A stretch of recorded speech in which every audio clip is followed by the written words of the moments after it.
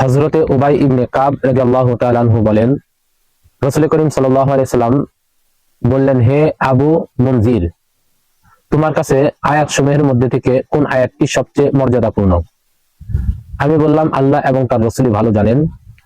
আবার আমাকে প্রশ্ন করলেন, হে মুনজির, যে কোরআনের আয়াত সমূহের মধ্যে থেকে কোন আয়াতটি তোমার কাছে সবচেয়ে মর্যাদাপূর্ণ? তখন আমি বললাম, আল্লাহু লা ইলাহা ইল্লা হুয়াল হাইয়ুল কাইয়ুম।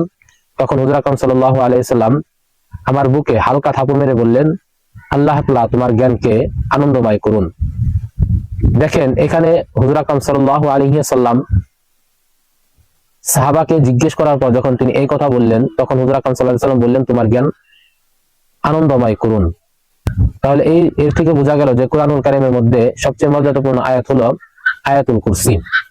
আবার অপর হাদিসে আছে, হযরত আবু হুরায়রা রাদিয়াল্লাহু তাআলা আনহু বলেন যে প্রত্যেকটি বস্তুর চূড়া আছে, আর কোরআনের চূড়া হলো